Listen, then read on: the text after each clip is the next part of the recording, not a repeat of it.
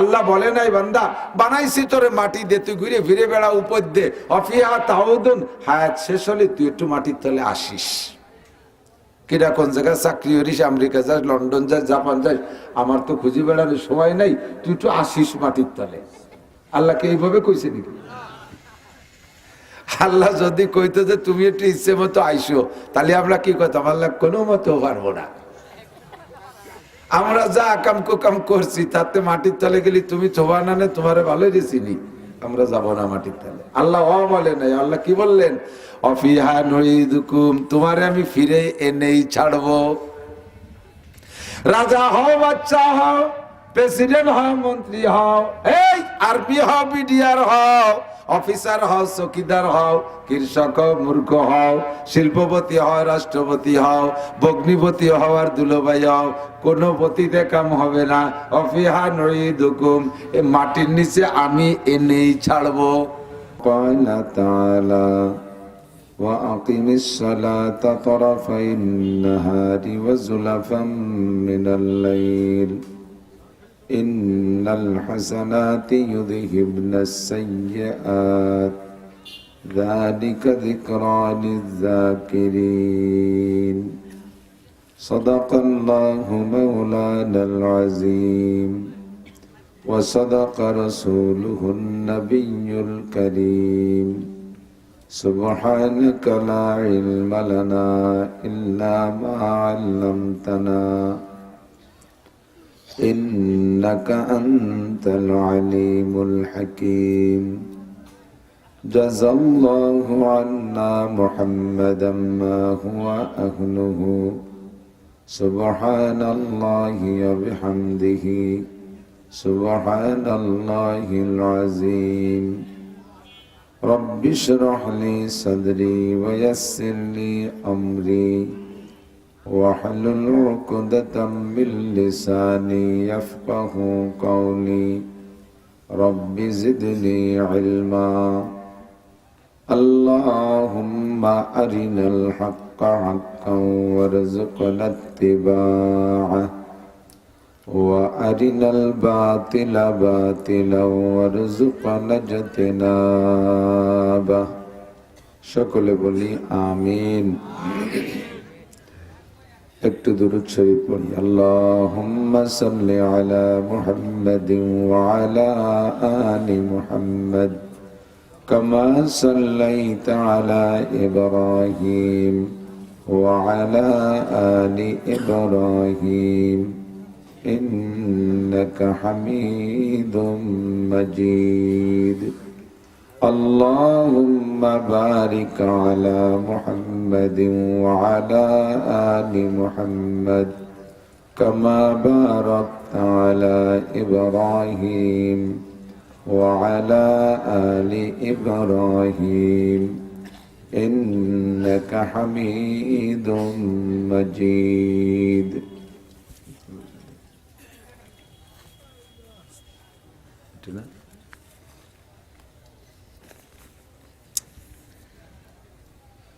ঐতিহ্যবাহী কুমারকান্দা মাদ্রাসা এতিমখানার উদ্যোগে আয়োজিত 12তম বার্ষিক ওয়াজ মাহফিল, অধ্যক্ষার মাহফিলের সম্মানিত সভাপতি মাদ্রাসার মোহতামিম সাহেব হুজুর, যোগ্য বিজ্ঞ আসাতিজায়ে কেরাম, এতক্ষণ পর্যন্ত বয়ান করেছেন হযরতে উলামায়ে কেরাম, বিশেষ করে আমাদের খুলনা থেকে আগত হযরত মাওলানা আব্দুল হালিম সাহেব মাদ্দাজিল্লাহুল আলী, সুললিত কণ্ঠের অধিকারী, সুন্দর করে সাজিয়ে গুছিয়ে আলোচনা করতে পারেন। আল্লাহ পাক রব্বুল আলামিন আমাদের এই অঞ্চলের অনেক অনেক জনগণকে উপস্থিত হওয়ার তৌফিক দিয়েছেন। পর্দার আড়ালে বসে থাকা মা বোনেরা, রাত কনকনে শীতের রাত্রে রাতের দীর্ঘক্ষণ পর্যন্ত আল্লাহ পাক আমাদেরকে বসে কিছু হিদায়াতি কথা বলা ও শোনার একটা সুযোগ করে দিয়েছেন। সকলে শুকর আদায় করি আলহামদুলিল্লাহ। এবছর শীত ও গরম সবই মোটামুটি সহনীয় পর্যায়ে চলতেছিল। পুষ মাস চলে না, সেই হিসেবে এতদিন অত ভালো শীত, কড়া শীত পড়ে নাই। আজকে একটু শীত বেশি অনুভব হচ্ছে, তাও অতটা বেশি হাড় কাঁপানি শীত না। শীতের সময় শীত হওয়াটাও নিয়ামত, গরমের সময় গরম হওয়া নিয়ামত। গরমকালে শীত হওয়াটাও ক্ষতির কারণ, শীতকালেও শীত না পড়ে গরম হওয়াটাও স্বাস্থ্যসম্মত নয়। আল্লাহ পাক বাংলাদেশকে 6 ঋতুর মাধ্যমে বন্টন করেছে সময়টা। তো আমাদের এই শীতের মৌসুমে দেশে মাহফিলগুলো হয়। আমরা প্রত্যেকের ঘরেই ঘরবাড়িতে কম বেশ যার যেমন তৌফিক আছে, শীত বস্ত্র আছে, আরামের বিছানা আছে, ততটুক ফেলে রেখে এই শীতের রাত্রে আমরা ফাঁকা জায়গায় খড়কুটোর মধ্যে বসে আছি। এখান থেকে আমাদের কিছু নিয়ে যেতে হবে। বয়ানের ভিতরে সুর, তাল, হাসি, আনন্দ এগুলো আমাদের পর্যবেক্ষণের বিষয় না। যে যা করি তার ভিতরে থেকে আমাদের মূল জিনিসটা সংগ্রহ করে নিতে হবে। আমি সেদিন শুনলাম মৌলানা নিজামুদ্দিন সাহেব রহমতুল্লাহ আলাইহের একটা মাকুলা। হুজুর বলতেন, মাহফিলে এসে বলতেন, এই দোকানের কাছে যারা আছেন বা আশপাশে যারা আছেন তারা খেয়াল করবেন, আপনি মাহফিলে এসে যেন মুনাফেক হয়ে বাড়ি না যান। খেয়াল করছেন? মাহফিলে এসে যেন মুনাফেক হয়ে বাড়ি না যান। কিভাবে মুনাফেক? মুনাফিকের আলামত 3টা। আয়াতুল মুনাফিকে সালাসা। মুনাফিকের আলামত কয়টা? ইজা হাদ্দাসা কাযাবা। মুনাফিক কথা বলতে গেলে মাঝে মাঝে মিথ্যা কথা বলে। মিথ্যা কথা বলা মুনাফিকি। ওয়াইদা ওয়াদা আখলাফা। 2 নম্বর হলো মুনাফিক ওয়াদা করে খিলাফ করে। আমরা স্বাভাবিকভাবে এটাকেই মুনাফিকের আলামত জানি, এই একটাকেই জানি যে মুনাফিক ওয়াদা করে খিলাফ করে। যে ওয়াদা খিলাফ করে তাকে আমরা মুনাফিক বলার জন্য ব্যস্ত থাকি। বাকি মুনাফিকের আরো কতগুলো আলামত, তার একটা হলো মিথ্যে কথা বলা। 2 নম্বরে ওয়াদা খিলাফ করা। 3 নম্বরে ওয়াইদা তুমিনা খান। যদি তার কাছে আমানত রাখা হয় মুনাফিক খেয়ানত করে। যে কোনো আমানত, লম্বা ব্যাখ্যা, প্রত্যেকটার অনেক জুজিয়াত আর ছোট ছোট ঝুরো কথার ভিতরে পেট ভরা। অন্য আরেকটা হাদিসে আছে ওয়াইদা তাকাল্লামা ফাজারা। যখন কথা বলে কথার ফাঁকে ফাঁকে ভাষা খারাপ করে, গালাগালি করে, বকানি দেয়। আছেন এরকম ভালো মানুষ?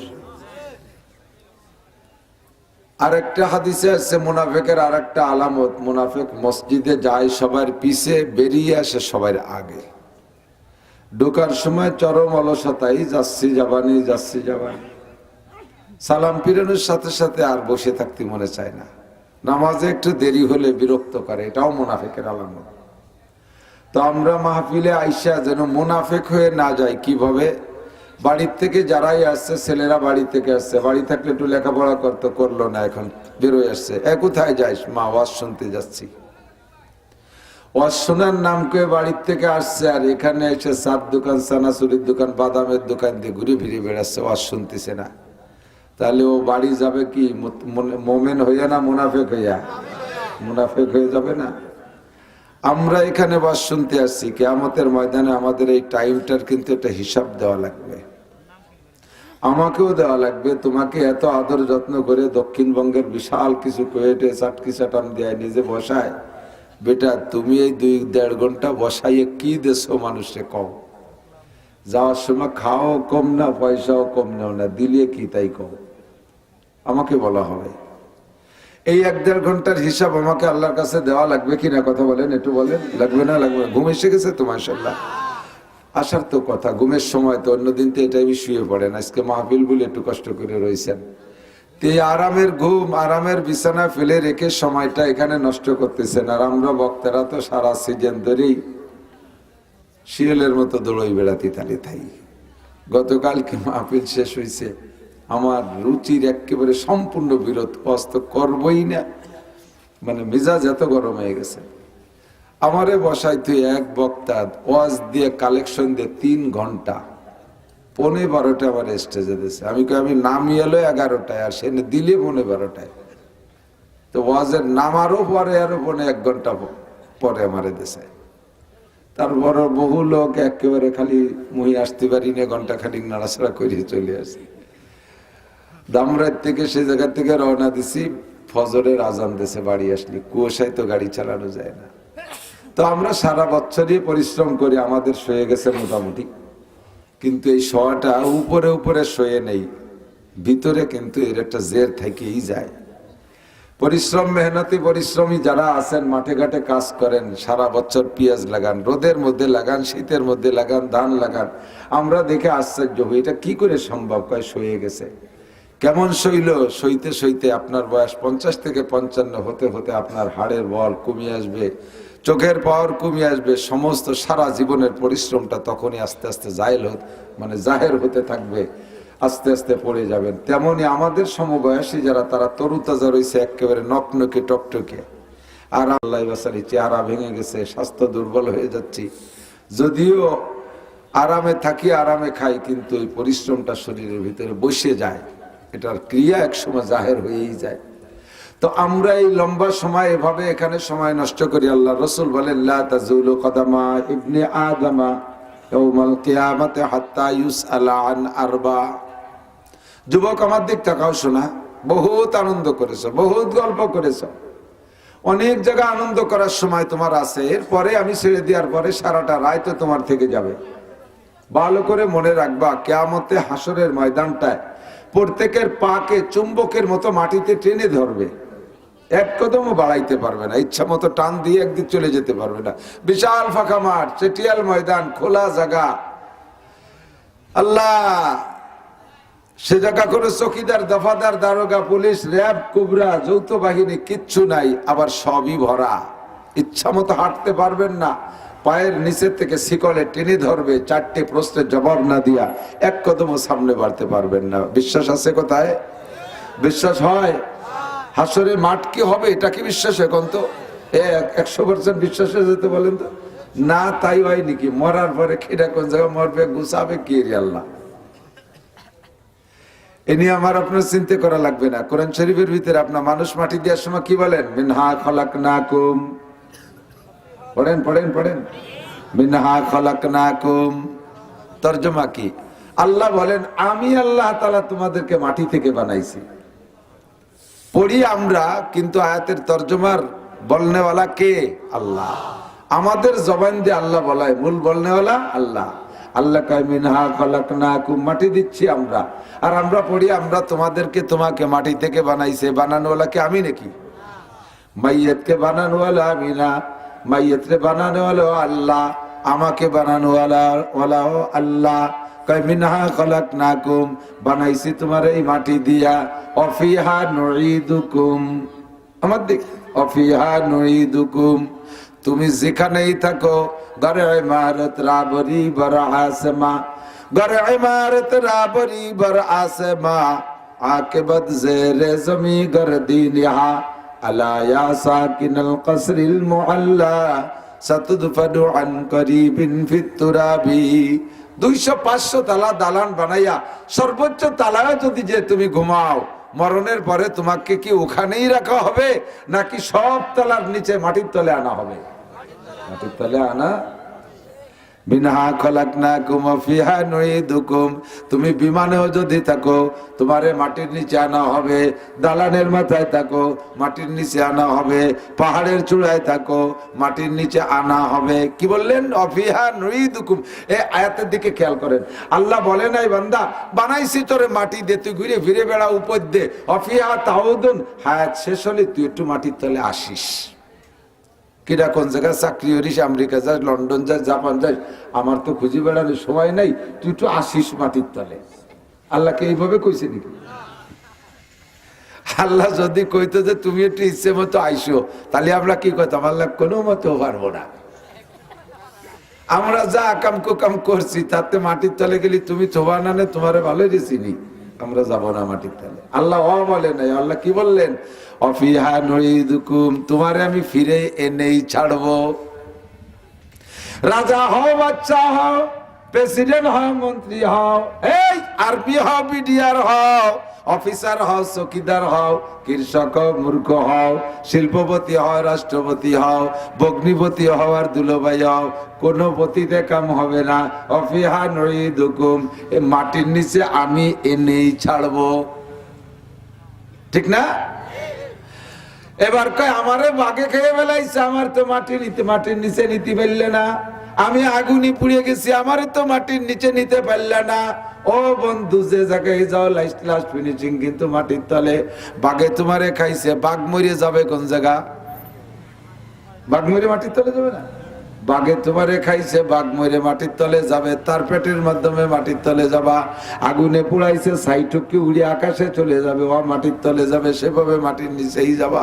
অফিহা নুইদুকুম, মাটির নিচে এনেই ছাড়বো।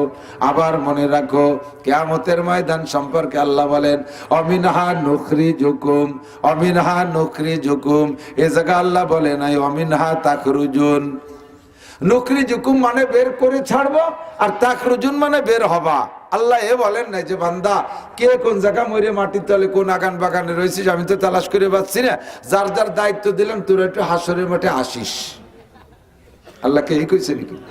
একটু আইসো, শোনা আমি তালাশ করতে সময় পাবো না, আর খুঁজেও পাবো না, যে আদম থেকে নে মরা শুরু করছো, কে কোন জায়গা মরে রয়েছে আমার খবর নেই, তোরা যার যার দায়িত্ব একটু উঠিয়ে আসিস। আল্লাহ কি তাই কইছে? আল্লাহ কয় যে যেখানে থাকো, তোমার মনে না থাকলে আমার মনে থাকে। ইয়া বুনাইয়া ইন্নাহা ইন তাকুম মিসকালা হাববাতিন মিন খারদালিন ফাতাকুন ফি সাখরাতিন আও ফিস সামাওয়াতি আও ফিল আরদি ইয়াতি বিহাল্লাহ ইন্নাল্লাহা লাতীফুন খবীর।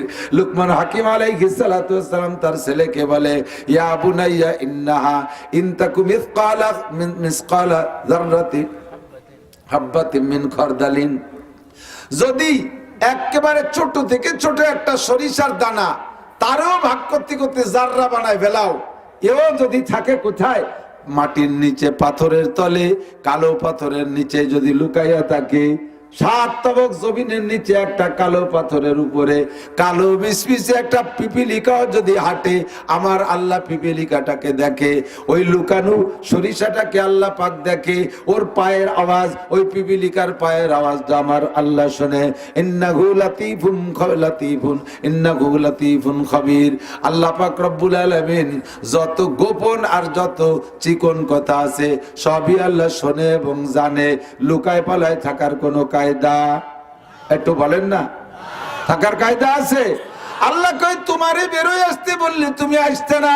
আমিনহা নুখরিজুকুম তারাতান উখরা, দ্বিতীয়বার আবার বের করা হবে। কোনবার? দ্বিতীয়বার। বলেন কোনবার? তাহলে বোঝা যায় যে প্রথম একবার গেছে আর এইটার নাম দ্বিতীয়বার। প্রথমবার কোনটা? আল্লাহ পাক বলেন হাল আতাল ইনসানি হিনুম মিনাদ দাহরি লাম ইয়াকুন শাইআম মাযকুরা। একটা সময় তোমার উপর দিয়ে চলে, এই যুবক একটা সময় তোর উপর দিয়ে চলে গেছে, ও বুড়ো একটা সময় তোমার উপর দিয়ে চলে গেছে, যে সময় দুনিয়ায় তুমি কোনো উল্লেখযোগ্য কিছু ছিলে না।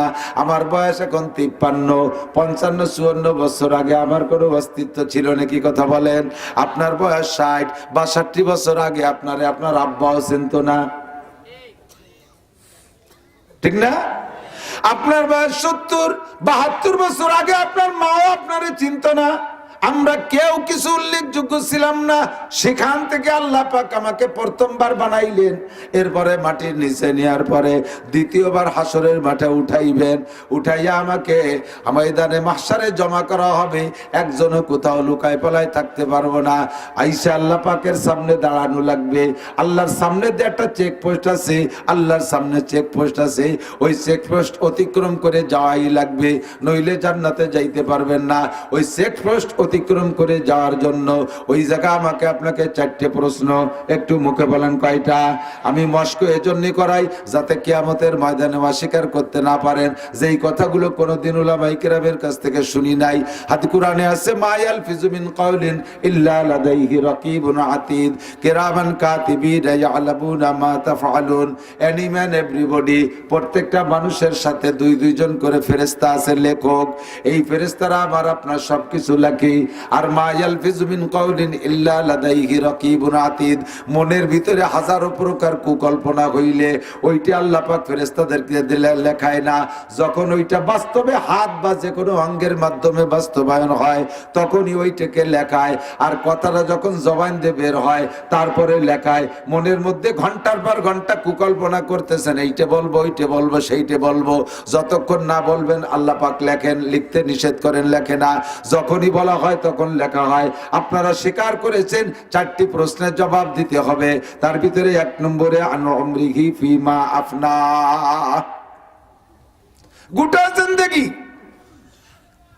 গোটা জিন্দেগির হিসাব দেওয়া লাগবে কি লাগবে না?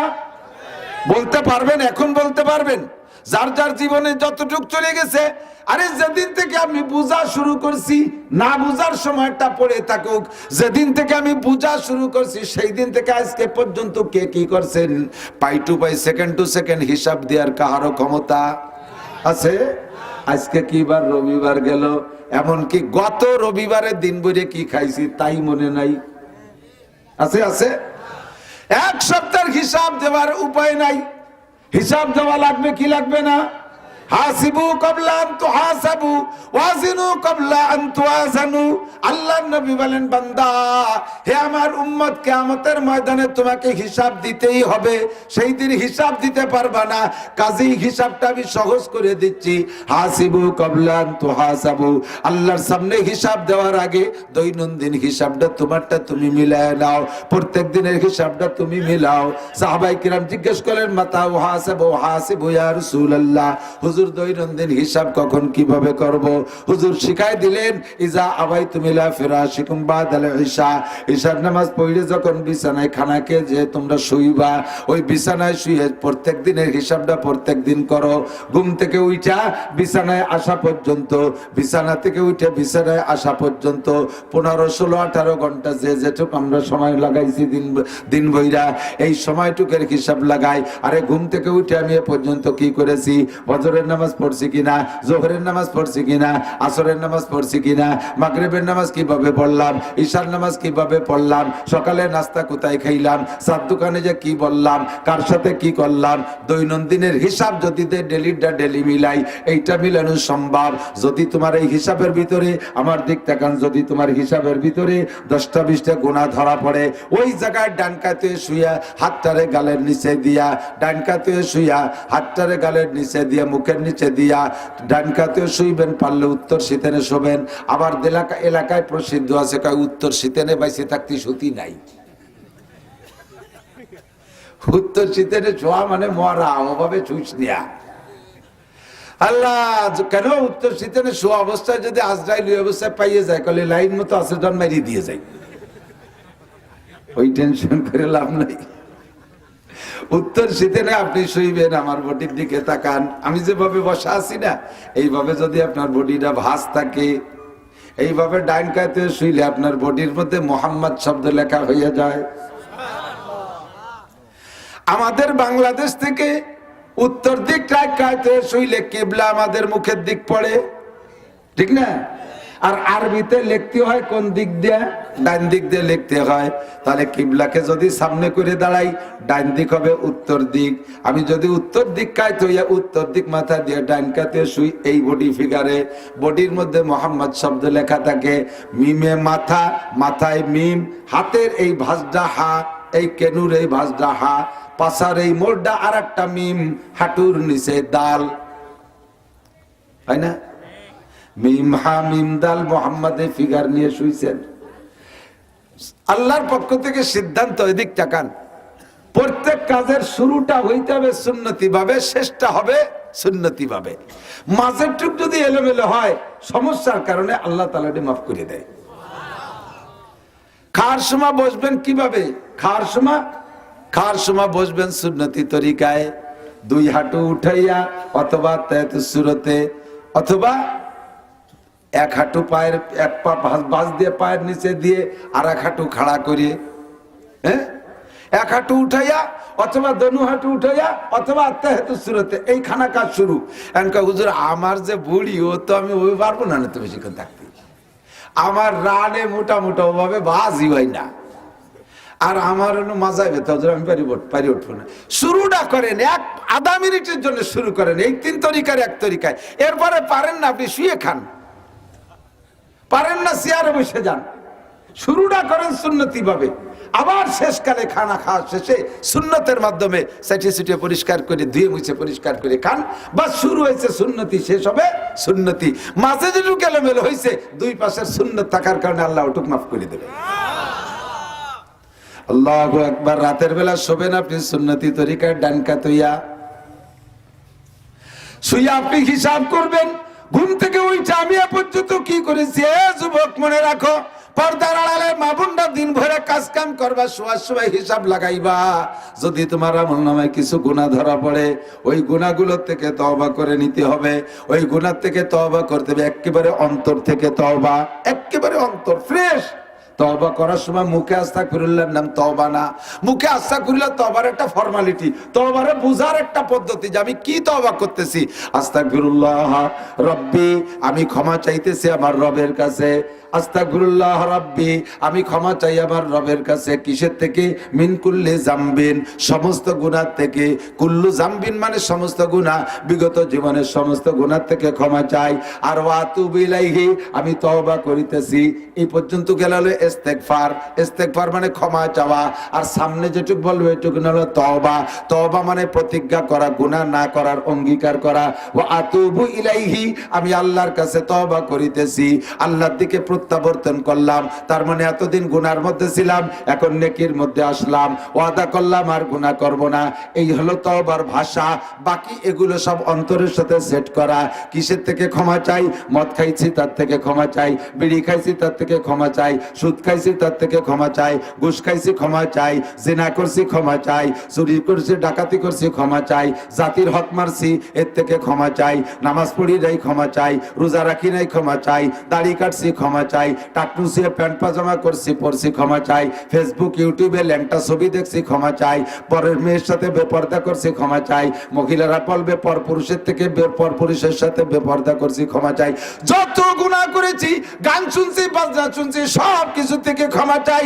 আর ওয়াতুবু ইলাইহির মানে হলো এতদিন যার মধ্যে ছিলাম এখন ফিরে আসছি তার মধ্যে আর থাকবো না, সামনে যাবো। আমিলুস সালিহাত, আমি নেক আমল করব। আল্লাহ পাক বলেন ইউদাফ লাহুল আযাবু ইয়াউমাল কিয়ামাতি ওয়া ইয়াখলুদ ফীহি মুহানা ইল্লা মান তাবা ওয়া আমানা ওয়া আমিলা আমালান সালিহা ফাউলাইকা ইউবাদদিলুল্লাহু সাইয়্যাতিহিম হাসানাত। ও বান্দা, যদি তুমি এভাবে অন্তর থেকে তওবা করো আর অন্তর থেকে ক্ষমা চাও আল্লাহর কাছে, আর তুমি তওবা করো, সামনে নেক আমল করার পাক্কা প্রতিজ্ঞা করো, আর তুমি চেষ্টা করো নেক আমল করার জন্য, ওই রাতে শুয়ে তুমি এমন একটা পাক্কা প্রতিজ্ঞা করে তওবা করো, আমি আল্লাহর সিদ্ধান্ত হলো ফাউলাইকা ইউবাদদিলুল্লাহু সাইয়্যাতিহিম হাসানাত। তোমার বিগত জীবনে যত গুনাহ করেছিলে সব গুনাহগুলো শুধু ক্ষমা করে দিয়ে শেষ করব না, ওই মুহূর্তে গুনাহ সংখ্যা পরিমাণ নেকি দিয়ে আমলনামা ভরপুর করে দেব। আরে ভাই, এ জায়গা আসছি তো নেকি কামাই করার জন্য আর গুনাহ মাফ করানোর জন্য না। কি বলেন? কথা বলেন। কোন পদ্ধতিতে কোন সিস্টেমে এগুলোর থেকে বাঁচা যায় তারই একটা পরামর্শ নেওয়ার জন্য আর দেওয়ার জন্য আমরা আছি না। কি বলেন? একটা পরামর্শ হলো এভাবে ডান কাতে শুয়ে হিসাব লাগাবেন, ফজর থেকে বিছান পর্যন্ত আমি কয়টা গুনাহ করেছি, ভুল কি কি করছি এগুলো স্মরণ করবেন। একদিনেরটা একদিন হিসাব করলে পেয়ে যাবেন, এক সপ্তাহটা হিসাব করলে হিসাব করতে পারবেন না। কাজেই দিনের দিনটা হিসাব আল্লাহর নবী শিখিয়ে দিয়েছেন। ডান কাতে শোবেন সুন্নতি বডি নিয়া, সুন্নতি বডি নিয়া। আর ওই জায়গা দোয়াটা পড়বেন কি? তওবার পরে দোয়া পড়বেন কি? আল্লাহুম্মা বিসমিকা আমুতু, বলেন বলেন, আল্লাহুম্মা বিসমিকা আমুতু ওয়া আহইয়া। কি বলছেন জানেন? তরজমা জানেন? আল্লাহ তোমার নামে মরি, তোমার নামে বাঁচি। এই যে ঘুমাইতেছি মানে তোমার নামে মরিতেছি। ঘুম হলো মরণের সাদৃশ্য, মরণের নমুনা। মানুষ মারা গেলে যেমন জগতের কিচ্ছু টের পায় না, যাদের ভালো কড়া ঘুম আছে গভীর ঘুমে নিমজ্জিত হইয়া যায়, অনেকটা এক বিছানের থেকে আর এক বিছানে সরাইতে হয়, তাও টের পায় না কোন জায়গা নেছে। কথা কন ঠিক না? এরকম ঘুমটা হলো মরণের সাদৃশ্য। আমার আপনার প্রত্যেকেরই জানা আছে, 2-4টে কিস্সা সবাই জানি। আমাদের আপনদের ভিতরে অনেক এমন আছে, ওই যে রাত্রে সন্ধ্যাকালে ঘুমাইছে, সন্ধ্যা রাত্রে আর দুনিয়ায় সজাগ হয় নাই, ওই ঘুমের মধ্যে তার মরণ হয়ে গেছে। এমন অ্যাক্সিডেন্ট শুনছেন কি শোনেন নাই? 2-4টা। আমিও আল্লাহর কাছে মরণের জীবনের অঙ্গীকার করে ঘুমাইতেছি, আমার এই ঘুমটা চির ঘুম হয়ে যেতে পারে। কাজে আমার এটা জীবনের শেষ ঘুম হলে আমার তওবাটা কেমন করা দরকার, আমার তওবাটা কেমন করা দরকার। যেই লোকটারে ফাঁসি দেওয়ার ফাঁসির হুকুম হয়ে গেছে, আর মাত্র 1 ঘন্টা পরে তারে ফাঁসিতে ঝুলানো হবে, ওই লোকটাকে 2 রাকাত নামাজ পড়ার সুযোগ দেওয়া হয়। যদি মুসলমান হয় 2 রাকাত নামাজ পড়ার সুযোগ দেওয়া হয়। ওযু বানাইয়া 2 রাকাত নামাজ পড়িয়া ওই জায়গায় সে তওবা করে, ওই সমাজে সে তওবা করে। বলেন তো তওবাটা কেমন তওবা করে? আর 1 ঘন্টা, আধা ঘন্টা দেখতেও পড়ে আস্তাগফিরুল্লাহ, আমার দুনিয়ার হায়াত আর মাত্র আধা ঘন্টা, তওবাটা তার কেমন হয়? ও বন্ধু, আমি আর মাত্র 10 মিনিট পরে ঘুমিয়ে যাব, এই ঘুমানোর সঙ্গে সঙ্গে আমার মরণটা হয়ে যেতে পারে। কাজে আমি দোয়া পড়তেছি, আল্লাহ তোমার নামে মরিতেছি, ও আহিয়া, আবার বাঁচলে তোমার নামে বাঁচবো।